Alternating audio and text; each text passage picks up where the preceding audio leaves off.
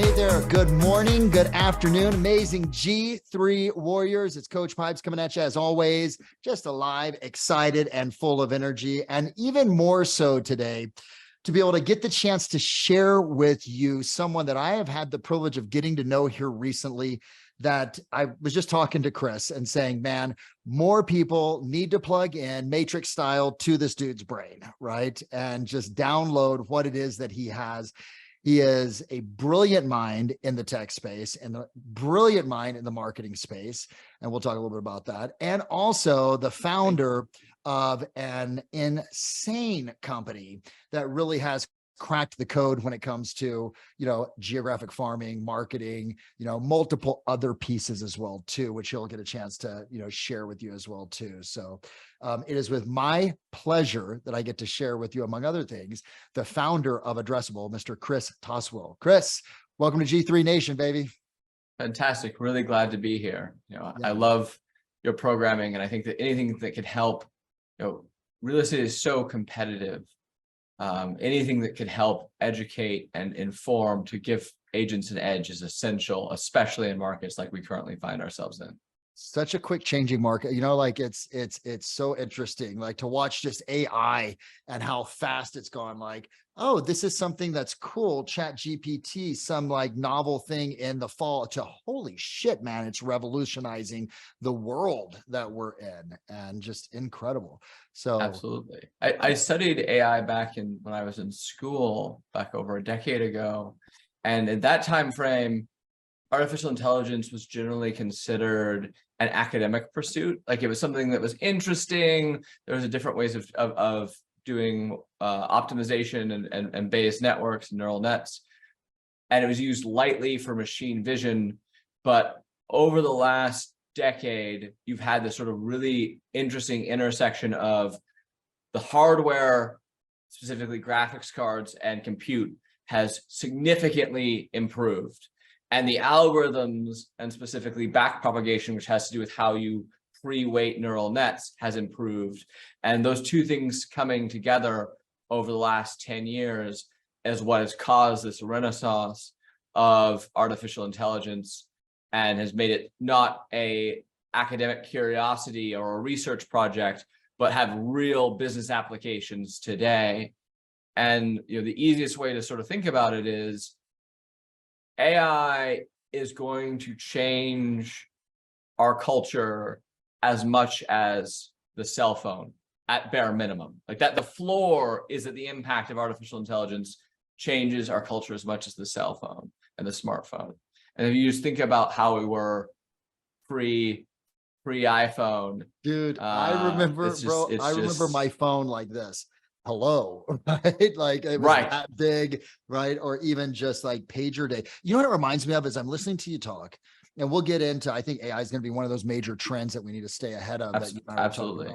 But I think about, like, the internet was originally created as an academic tool. Yep. Right. Yep. And absolutely. you look at it now and you go, holy shit, man. Like that in the last 20 some odd years completely revolutionized life as we know it. And so, like, I'm with you 100%, man, that the impact that cell phone, or the impact that the internet has had, I think AI will have equal, if not greater. So completely aligned with you. I got to tell you something. I love having guests on that I'm like treading in water, trying to keep up with like the knowledge base, etc., man. So dude, tell them a little bit about your background and your history, because it's fascinating to me, like this whole like transition of how you got to where you are right now. Absolutely. So my background is in engineering and product.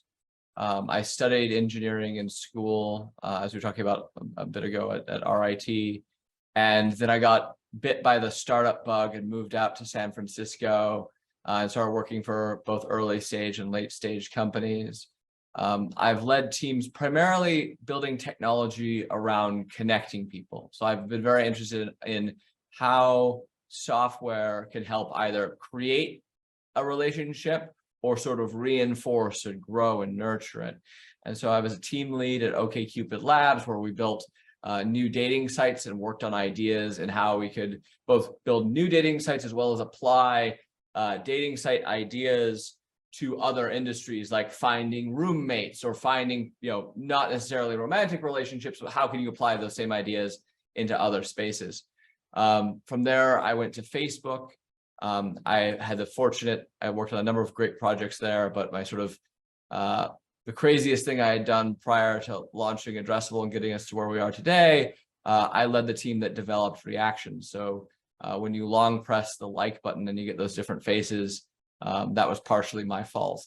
And there was many, many great people who worked on that project. And I think one of the great things about Facebook is just the depth of resources that they can bring together to really think about a problem. Just to sort of zoom out and talk about that for a second, it's, what Facebook did with reactions was to extend the like button. And the like button was this key iconic part of the brand. But the challenge with the like button was that because you could only like something, if there was a piece of news that was negative, it became really strange because close friends would like that piece of news because they know that tacitly they're just showing support. They're not actually liking the fact that your cat died or something like that. And people would obviously comment on that post, and a post on Facebook that was negative news typically would have a lot of comments and very few likes, which usually on most posts on Facebook, it's the reverse. And so the goal of reactions was to enable more ways for people to express themselves in a very lightweight way. And the challenge there is you can't add too many different reactions, because then you run into this classic paradox of choice problem, where if you give somebody 20 different ways to respond to the thing, they get overwhelmed and they don't do it. But we also wanted to add more than one or two. And so we got to really think about language and think about how we could come up with what is this minimum set of posts of reactions that we could add onto a story. And you can see there's news articles around 2015 when this was all coming out and we were testing it, where we tested a few different things that ended up not making it to prime time, like confused was one of them. And it's really interesting to see how the context matters.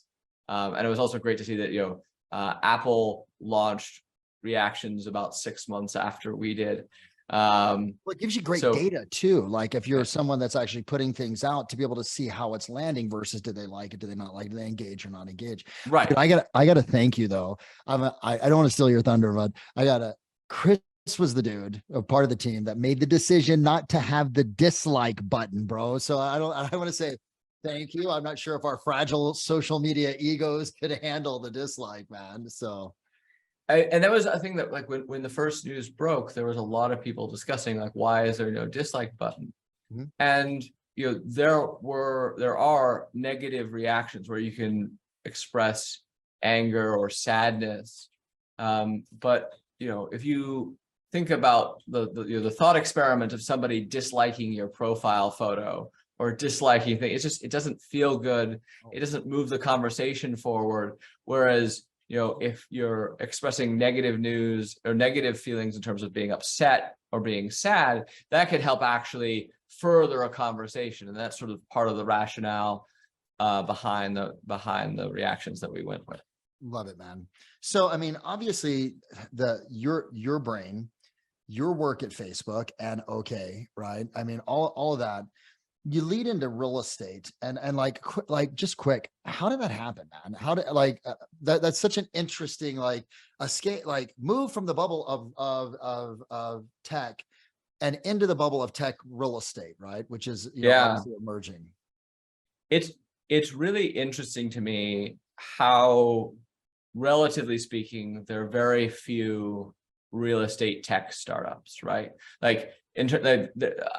I don't know if it's 2 orders of magnitude fewer, but it's significantly fewer if you think about general sales enablement, right? If you talk about B2B software sales enablement, you can't throw a rock out of a window without hitting a company in Silicon Valley working on that problem. Yeah. And one of the things that led me to work on Addressable is I saw the scope of just how impactful it could be to build a solution that really solves this problem, because US real estate is, 3.3 trillion, 4 trillion, depending on what you want, what year we're talking about, if we're in 2021 or 2023. Yeah. And the overall value is continuing to go up. So it's a massive industry. And the tools, for the most part, many of them were built in the 90s, or at least the early 2000s. Even some of the sales skills that people are working on, man, it just has, it's like very old school to a certain degree. Man. Exactly. Yeah. And at the other side, one of the things that I think is really sort of telling is that the startups that tend to get funded and the startups that tend to exist in real estate are the ones that are trying to disintermediate the real estate agent. The ones like the Open Doors of the world, where they're like, sell the home the new fashion way. You don't need an agent. Totally. And, the iBuyer platforms collectively spent about $3 billion over the last 4 or 5 years trying to shift the consumer away from the agent. And the reality is, if you look at the data, 90% of homes today are sold with a real estate agent, which is the highest rate in 30 years. There's more ways to sell a home than ever, more platforms, more tools than ever. And yet people are choosing to use agents. And I think that that's really important, because folks want to have data, they want to have facts, and they want to have analysis about properties that you can get from a platform or a tool. But at the end of the day, buying a home or selling a home is an emotional journey, and they really want to have another human that they can shake their hand and operate as sort of their Sherpa through this experience of them doing the largest transaction of most of their net worth. And it's not necessarily a super rational by the numbers kind of thing. It's a very soft, emotional thing. And to that end, Addressable has always been in the corner of the agent. Our goal, our mission, is to make the latest technology easy and accessible to agents across the country. And by arming agents with the best in class tools, we can help them with an unfair advantage in their market and win it. And that is the goal. I love what you guys are doing over at Addressable. And by the way, they can just go to Addressable. Is it addressable.com where they go? Addressablemail.com. Yeah. Addressablemail.com. Yeah, check Yes. it out. Like, guys, absolutely. I've got multiple clients that are using this and absolutely love it. Dude, so let me ask you a question, man. I always like to think that you and I are sitting down. I'm drinking my green tea. You're having whatever drink of favorite is, glass of wine. Yeah. Or fucking water. Yeah. LaCroix, right? LaCroix, right? But if I asked you, hey, I'm an agent, from a marketing standpoint, what are the 3 musts that I need to engage in to crush, and really dominate my marketplace? What would you say? What are those 3 things, man? Absolutely. Absolutely. So the first one, and I see it all the time, is, so real estate agents, a lot is expected of the individual agent or even small team, where they're basically running an entire business themselves, from the lead gen engine, the marketing go-to-market, as well as servicing all their clients and closing the transactions, right? They're doing the whole thing, cradle to grave. And most businesses, most tech companies have dedicated teams to each step along that customer life cycle, where many real estate agents, being independent contractors, are doing it all themselves. And so the challenge, the first most important thing, is that when you get busy, you cannot let your marketing drop.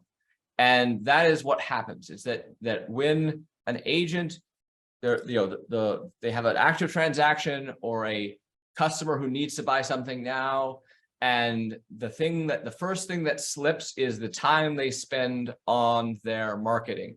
It gets delayed. And if you do that, if you're not consistent with your product, with sending out a message on social and sending out your direct mail and sending out your email campaigns, if you're not consistent about it, it doesn't work. Yeah. So the number one thing, and the way you solve that, is either with automation, with having a virtual assistant, or having a platform like Addressable. The idea is that you need something to make sure that your marketing continues to go out no matter how busy you get, because the nature of the real estate agent's life is this, they're busy. And so there's so many great tools out there for automation. There's so many great services out there where you can hire a VA who will help you, give you more bandwidth, but you have to make getting your message out every month being critical. So that would be one. That's The second, consistency. The consistency. Yeah, that's what I think of Geico, man. And like Geico, like once upon a time, they were really cute with their commercials, right? They had like So Easy a Caveman could do it. They had the, like those little vignettes that they did, but now they just got the little lizard. But what makes the lizard work is you see them all of the time. It's the consistency of that brand just reinforced. So I love number one, man. And it's something that I absolutely align with. What's number two? What's the second, like, absolute must? So the second absolute must is you need to make your content be about the other person, not about you, and be about the neighborhood and about the community, which is to say, a lot of times agents will use marketing that sounds stuff like, I've been an agent for 20 years. I sold 30 million last year. I'm the number one agent in this market. You should work with me. And it doesn't work. Having some amount of stuff about your credibility and your credentials is a good idea. But at the end of the day, the message needs to be about the homeowner and a thing that resonates with them, about their community, about things that's happening there, about their property, about their neighbors. And so flipping the narrative so that it's all about them and not about you will resonate significantly better. And following that up with a clear call to action about what that person should do in terms of call you, text you, visit here. So that having a message that's about them with a clear call to action that is timely. And then the third one I would say, which sort of dovetails off that, is, there's 3 million real estate agents in this country, about 1.5 million registered realtors. Many of them send real estate postcards. Many of them send real estate market update letters. The vast majority of those all look essentially identical. Yeah. And so if you think about it, more than 1 in every 100 adults is a registered real estate agent, is a licensed real estate agent. That's crazy. 1 in 100. Yeah, more than. It's like 1 in 98. It's crazy. That's insane. And real estate itself is a zero-sum game. If I'm selling a property, you're not selling a property. So at the end of the day, it's hyper local and hyper competitive. Mm-hmm. And so it doesn't matter if your marketing looks the same as somebody's marketing across the country. Like, that's fine. Like if you're using a tool set that someone else is using on the other side of the country, that's fine. But if your marketing looks identical, has the same calls to action, has the same look and feel as the other agents in your market space, you're simply not going to capture attention. And that is sort of the basis of what we do, where our handwritten envelopes with a first class stamp on them, they feel like a birthday card or a wedding invitation. And they're not postcards, they're an envelope. And the thing that I love about that is, and people are like, well, I want to send postcards. I'm like, no, you actually don't. Because if you give somebody an envelope, they set their phone down. Yeah. They open up the envelope with their fingers and they pull the card out and they fold it open, they look at it. And for a very brief moment, you have an uninterrupted bit of their concentration. Because they pause whatever it is that they're doing to be able to actually have to do it. Versus the envelope's like, yeah, cool, crisp, bang. Right, exactly. The postcards get, you can pull a postcard out of the mailbox and throw it in the trash can in exactly the same motion. Yeah. And so that's why, in the early days, Addressable ran lots of tests. I tested postcards, I tested market update letters, where another one that agents often want to do when I'm talking with them is they want to hand address the envelope, but laser print the inside, right? So they do like just a hand address envelope. And some agents actually do this manually themselves. They'll laser print a bunch of market update letters and then just hand address the envelope. And all of my data suggests that the whole thing needs to be handwritten to really get the impact. If you handwrite the envelope, you'll increase the open rate significantly. Like people will stop and open it, but when they pull out the laser printed inside, they look at it, they're like, this is a piece of marketing, and then they throw it out. And so you get a higher open rate, but it doesn't really translate into a lot of value captured. But by doing the entire thing end to end of handwriting something personally, of the envelope being hand addressed, or the message on the inside being addressed, and having multiple ways for them to engage with the piece, so our cards feature digital phone numbers and QR codes, as well as email addresses. And so you give them a number of different ways of responding and engaging with the piece in a clear time box call to action. That is when you can really shift and get significantly more engagement. You know what's rad? I'm sitting here listening, and my mind, like when I start thinking open rates, I mean, I'm thinking email, right? Like it's so crazy. Oh yeah. It's sort of like, oh wow, like this is the same. It's sort of a same dialogue a little bit in relationship to getting someone to click the open on the email, getting someone to pause their life, open up the mail, then read through it, etc. That's amazing. So three absolute musts.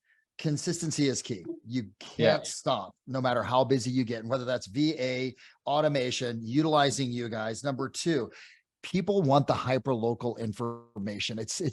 Chris, it makes me, I don't want to say sick, but sometimes I guess it would be sick about agents who are like me, and look at me, and I did this. And really the consumer, what you're saying is based upon your research and data. They don't care about them. They care about them. They want to know what's going on in their neighborhood, their marketplace. Right.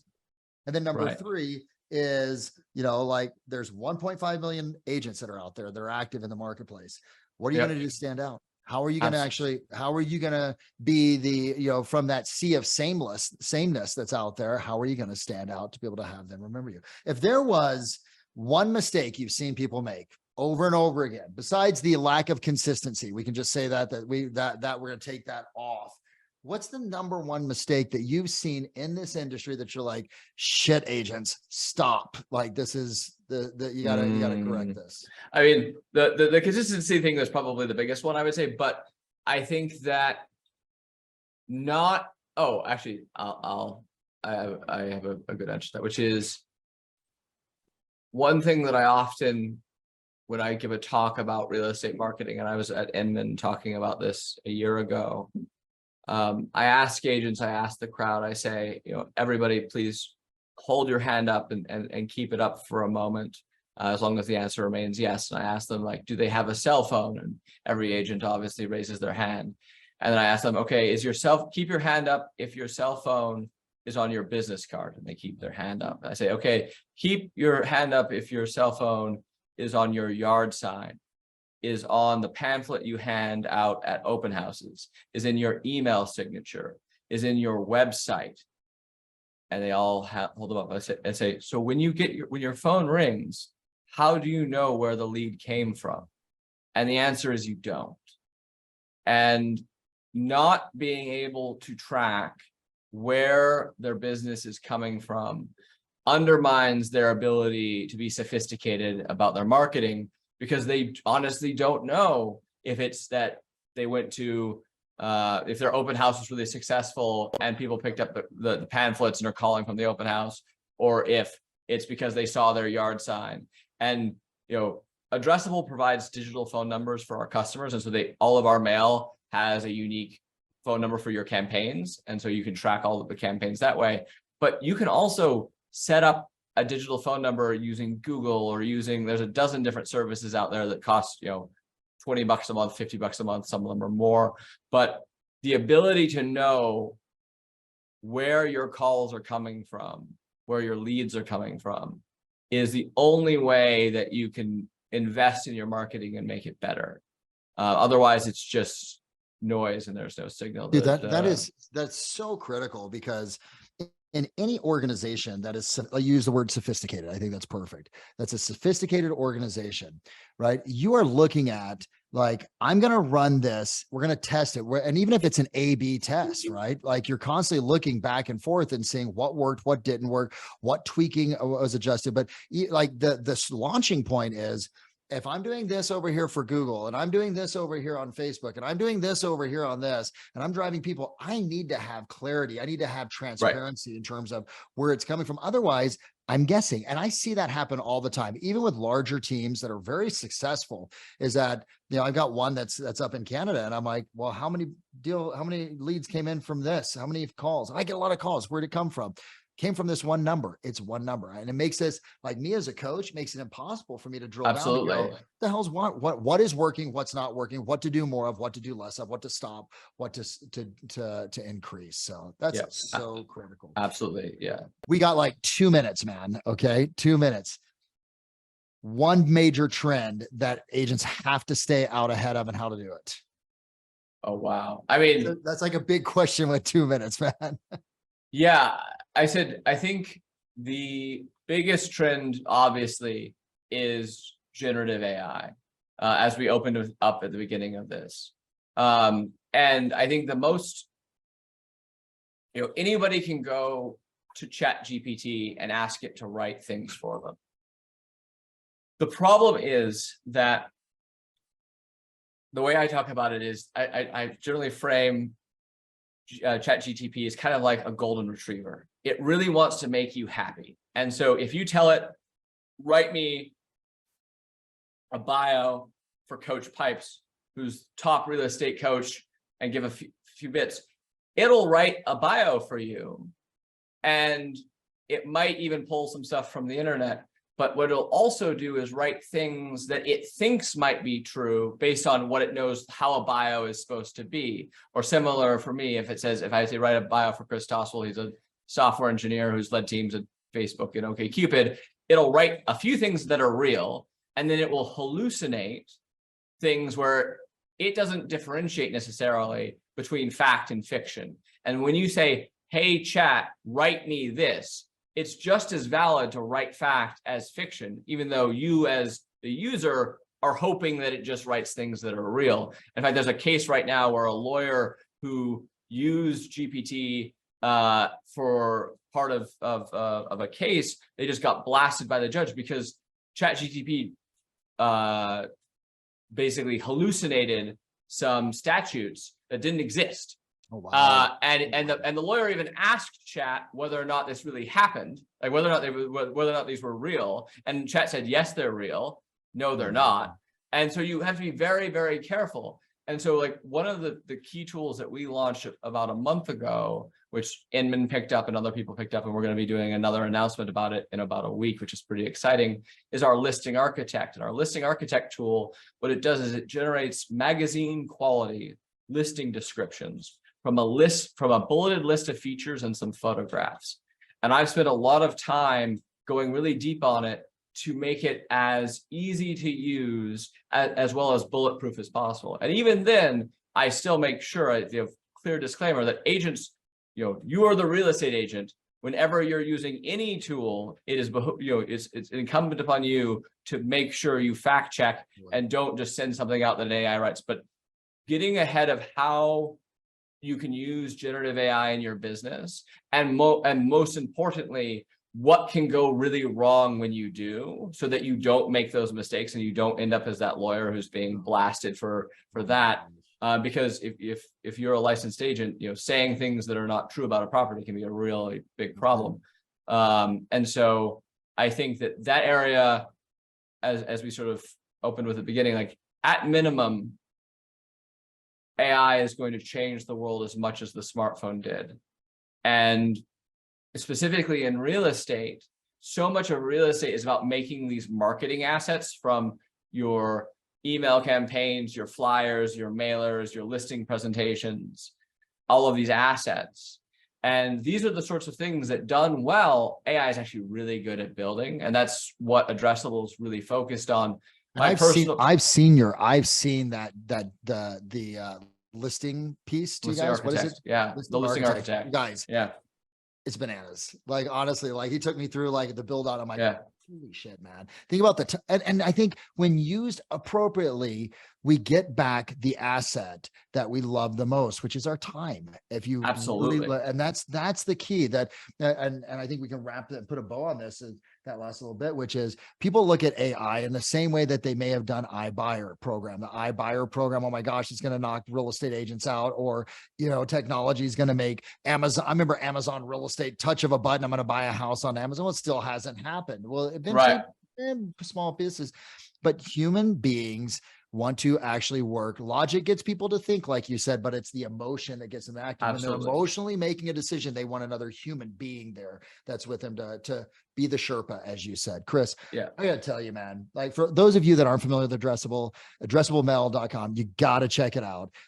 Chris, I'd love to bring you back in again in the future and just pick your brain some more as stuff begins to Absolutely. evolve. And, you know, like, obviously we love to have you, we are, shotgun with these guys. We believe in them 100%. So, here with Thank Coach you. Pipes and G3. So, definitely check them out. And Chris, more than anything, thank you for the insight, the input, the intelligence, the sophistication that you bring to the real estate space, and also doing it in a way that is very approachable, because tech and marketing can be a very unapproachable, very overwhelming and daunting type of conversation. And today is Absolutely. just a testament to how you made it very, very digestible for all of us. And I appreciate you for that, bro. Okay.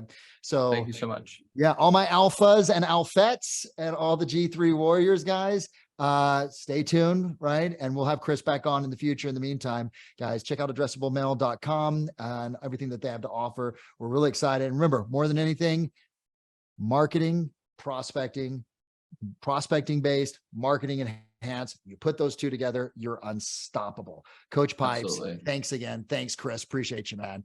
Talk to you guys Thank you. next time. Bye-bye.